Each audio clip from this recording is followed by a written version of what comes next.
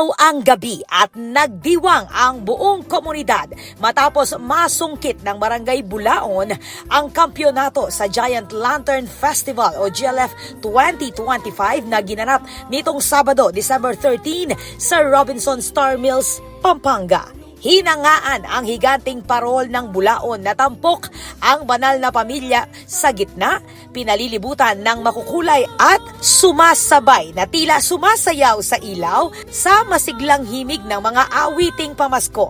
Ang obra ay nilikha sa pangunguna ng multi-champion lantern maker na si Mark Nino Flores.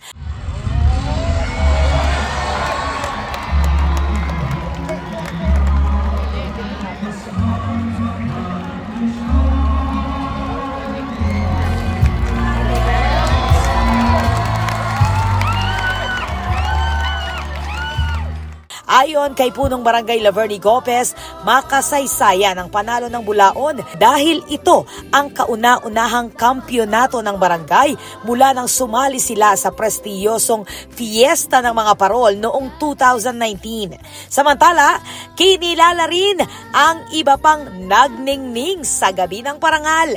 First runner-up ang barangay Santo Niño sa pamumuno ni Barangay Captain Janino Padilla at lantern maker na si Byron Bondo.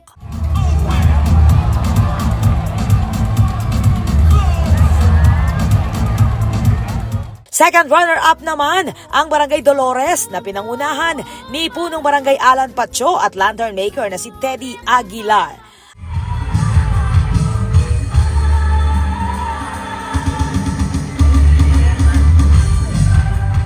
At third runner-up ang Barangay Kalulot sa pamumuno ni Barangay Captain Jaime Capil at lantern maker na si Shakina Ley Bondo.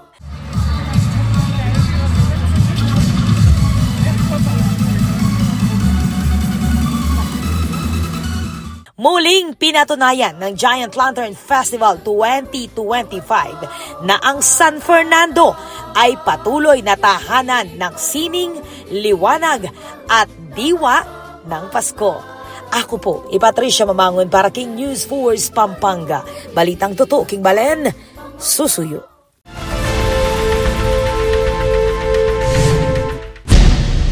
Dumalo si Senator Risa Hontiveros sa Giant Lantern Festival 2025 at nagpahayag ng paghanga sa talento, kultura at mayamang tradisyon ng mga Fernandino.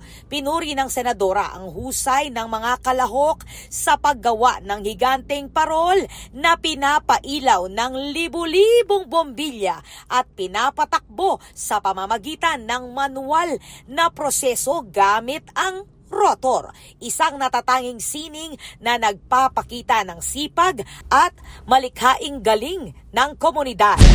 Makikita po nating muli at muli pa ngayong gabi ang talento, ang tapang ng loob at ang pagiging malikhain ng ating mga manlilikha ng Giant Lanterns na bilib hindi lamang ang syudad, ang lalawigan, ang rehiyon, kundi ang buong bansa at ang buong daigdig. Ipinagdiwang ngayong taon ang 117th anniversary ng Giant Lantern Festival, isang iconic at makasaysayang tradisyon ng syudad. Itinanghal na kampyon ang Barangay Bulaon at nag-uwi ng 300,000 pesos cash prize at iba pang gantimpala. Nakuha naman ang Barangay Santo Niño ang first runner-up, sinundan ng Barangay Dolores bilang second runner-up at Barangay Kalulot bilang third runner-up. Isinagawa ang Giant Lantern Festival 2025 noong Sabado, December 13 sa Robinson Star Mills, lungsod ng San Fernando, Pampanga. Ako po, Patricia Mamangon para King News 4 Pampanga. Balitang tutuking Balen, susuyo.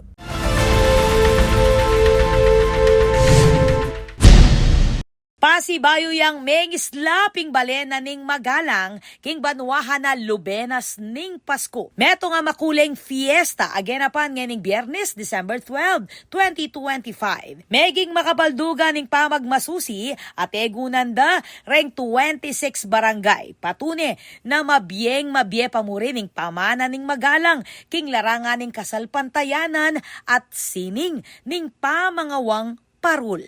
Peni mo naneng Mayor Malu Paras Lacson, ing pamagpasinaya, king prosesyon, amaluwat na ng susulong, manibat inyang biyaya ni iti, inyang 2016.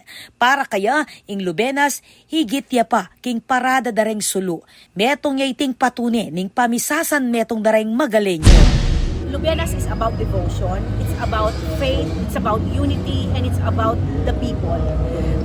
What makes it different from other programs is mga tao talaga yung nagdadala nito kasi yung mga farmers, yung mga bata, kabataan, yung ibang sektor, nagkakaisa sila bringing the paroles themselves. Ing pamitipon dareng barangay, ing pamagobra bang mabuuyeng parol at ing pamibuklod-buklod daren tao. Iya kano, ing tune pamana, dapat kanong mipasa kareng darata nga enerasyon.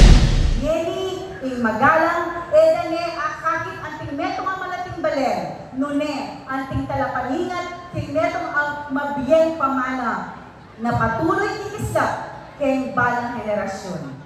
King temang banala bituin ning magalang, may tipon-tipon la ring partisipante, king harapaning pisamban, bayo meglakad king dalan, dala reng creative aparol. Memo naman may wala ing ligligan da reng pamangawang parol.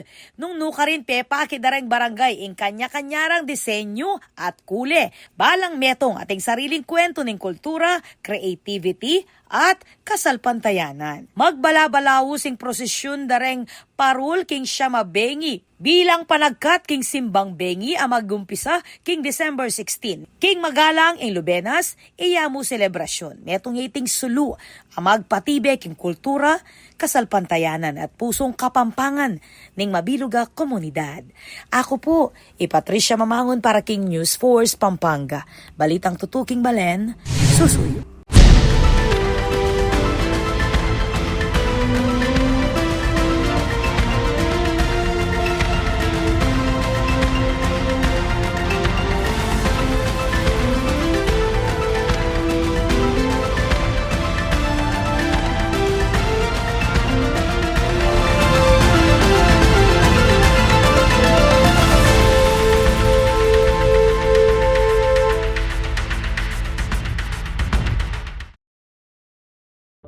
Babiya ko po yung Maya pa oras keng GNN TV 44 Pampanga, king karelang kadwang pulot adwang anibersaryo.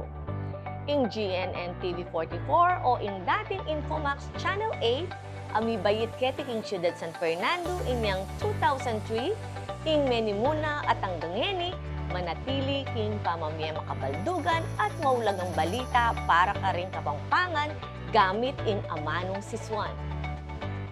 Magsilbiya pong tete ing istasyon ban ipayabot karing kabalen ding maulagang impormasyon at dapat tamong abalo king patas at balansing paralan.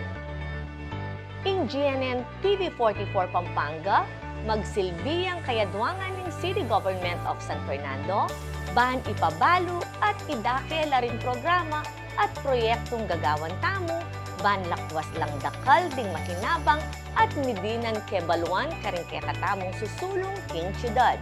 Pasibayo, happy 22nd anniversary GNN TV 44 Pampanga. Isunduyo sa ingustong pamagbalita para karing Fernandino, para karing Kapampangan. Luwid ya ing istasyon para karing Kapampangan. Luwid ya ing GNN TV 44 Pampanga. Luwid ya in Ciudad San Fernando.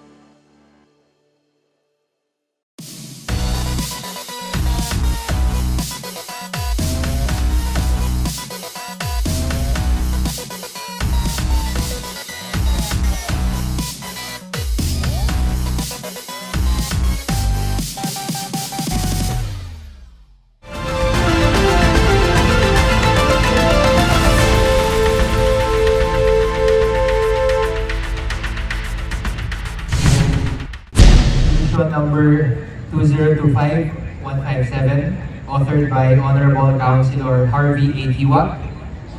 A resolution expressing sorrow over the death of Benefredo Benny L. Ginto, recipient of the Outstanding Fernandino Award in the field of media in 2022, and conveying deepest condolences to his bereaved family. The local government of the city of San Fernando, Pampanga mourns the death of a respected Fernandino who devoted his life to the advancement of media, culture, heritage, and public service, and whose work shaped the artistic and journalistic landscape of the city. When-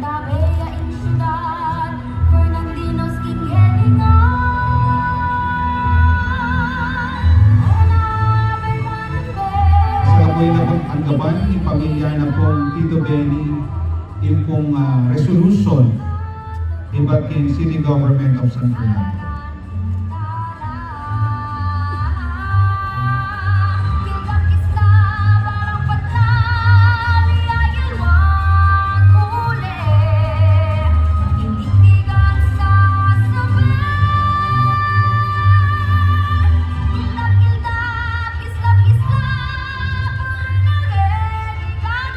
Subayo nakatulong salamat Tito Benny Tito. Emi kalinguan ikehang kontribusyon at ambag king kultura at kasaysayan ning syudad San Fernando. Formal nang binuksan ang First Clark Hotel and Residences, ang pinakabagong hotel at residential development na matatagpuan mismo sa puso ng Clark Global City, Clark. Alok ng first class ang espasyong akma para sa mga biyahero, profesional at pamilyang naghahanap ng komportable at praktikal na pananatili sa Clark. Okay, I'm really happy to introduce our property, the name with the First Class Hotel and Residence. And we are welcoming you, and I'm really happy to inform that our grand opening just made it. So please visit our property final June. I'm ready to talk to you even if it's casual talk. Kabilang sa nagsilbing panauhin sa ribbon cutting ceremony, si Clark Development Corporation President and CEO Attorney Agnes VST de Banadera na nagbigay diin sa papel ng proyekto sa patuloy na paglago ng Clark bilang isang pangunahing business at lifestyle hub. Ipinagmalaki naman ng pamunuan ng hotel ang kumpleto at makabagong amenities ng First Clark Hotel and Residences na layong maghatid ng balanse sa trabaho, pahinga at pamumuhay sa iisang lugar. Opisyal lang ang bukas ang First Class Hotel and Residences at handang maging your first choice in Clark. This is Patricia Mamangon on the spot.